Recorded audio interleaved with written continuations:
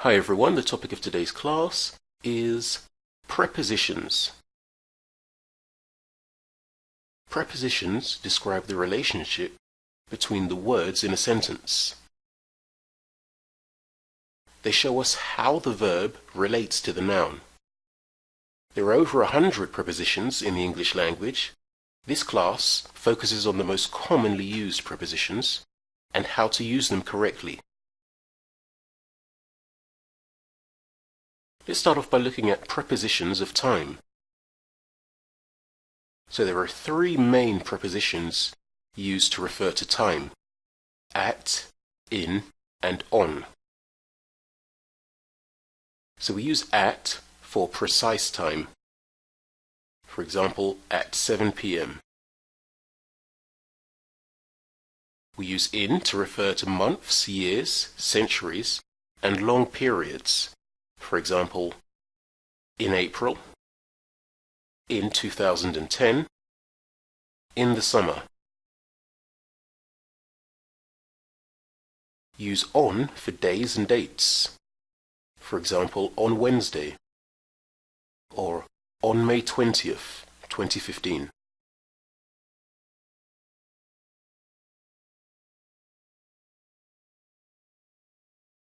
When we say last, next, every, this, we do not use at, in, or on. Here are some more examples of some phrases using these prepositions.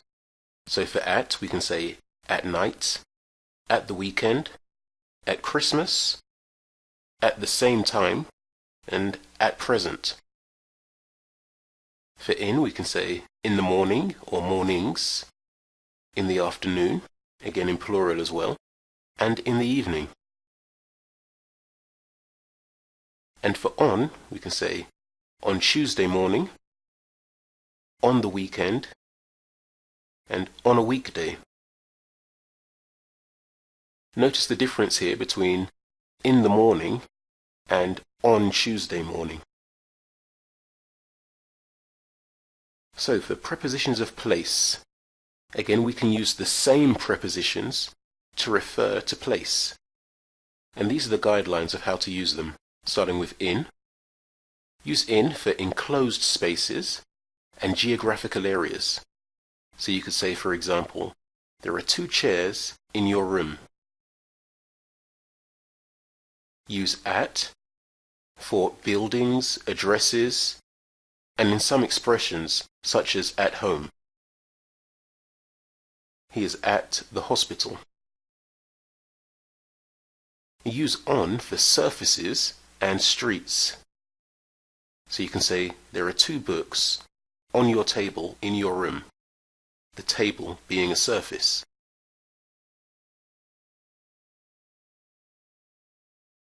Here are some more examples of how to use these prepositions to refer to places. So for at, you could say at 221B Baker Street, or at the dentist's, at work, at the mall.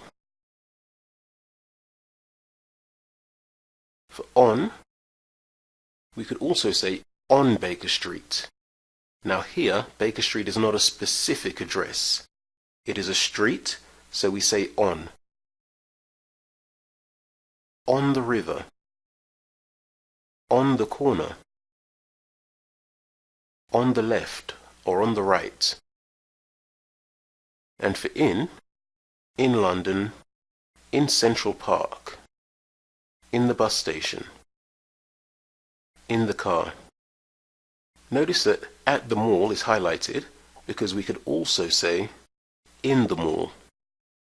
And also in the bus station is highlighted because we can also say at the bus station, depending on how we are describing the relationship with the object. So here are some more prepositions, starting with of. Of is used to mean belonging to, relating to, or connected with. Don't touch it. That's the bag of my friend's sister. I always dreamed of being rich and famous. It's also used to indicate reference. I got married in the summer of 2000. This is a picture of my family. And it can be used to indicate an amount or number. I drank 3 cups of milk. A large number of people gathered to protest. And now the uses of for. For is used to indicate the use of something. This place is for exhibitions and shows. I baked a cake for your birthday. It's also used to mean because of. I'm so happy for you. We feel deeply sorry for your loss. Another use is for indicating time or duration. He's been famous for many decades. I attended the university for 1 year only. And the uses of to. To is used to indicate the place, person, or thing that someone or something moves towards, or the direction of something. I'm heading to the entrance of the building. The package was mailed to Mr. Kim yesterday. It can be used to indicate a limit or an ending point. The snow was piled up to the roof. The stock prices rose up to $100. And it can also be used to indicate relationship. This letter is very important to your admission. My answer to your question is in this envelope. Here are some more of the most common prepositions. First of all, by, to show who created something or how a journey was completed. For example, a play written by Shakespeare. He came by boat. With, to mention a person involved in something. I agree with Daniel. After, to try to get information about a person. I'm asking after Mr. John. About, to mean concerning a particular thing. We began to learn about the English language. So here is a table that covers some of the main ways in which you can use the prepositions and which verbs they can follow.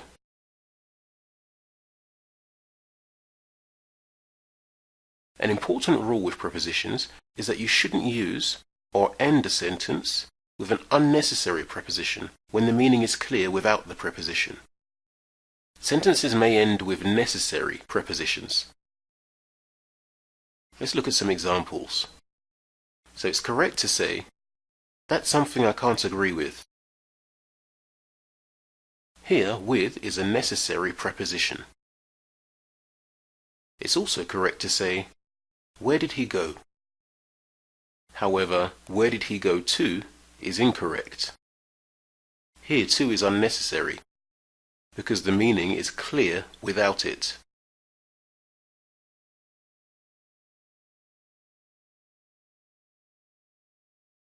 Another rule is not to follow like with a subject and verb, because prepositions are followed only by nouns that act as the object of the preposition. Use as if, or as though, instead of like, when a subject and verb follow.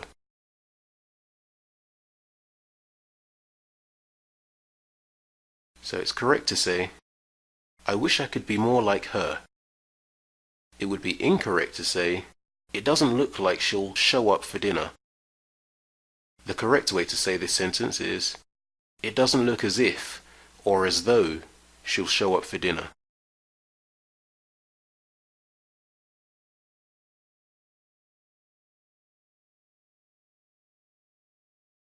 Now let's put some of this information into practice.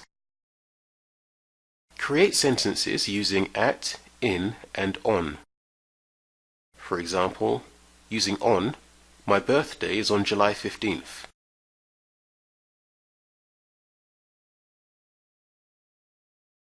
Complete each sentence using the correct preposition of time.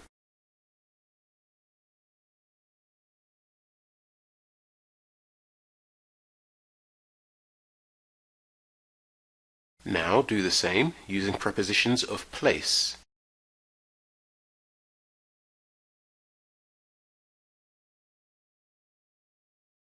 Choose the best preposition from the options to complete each sentence.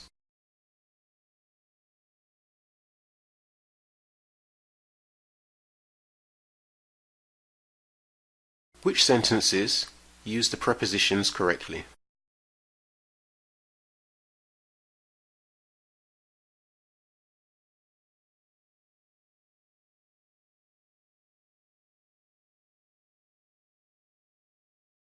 Here is a more complete list of some of the prepositions in the English language.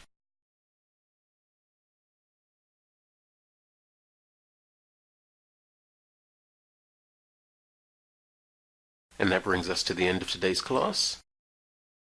For more information on our one-to-one classes with a native speaking teacher, please visit speakeasy1to1.com.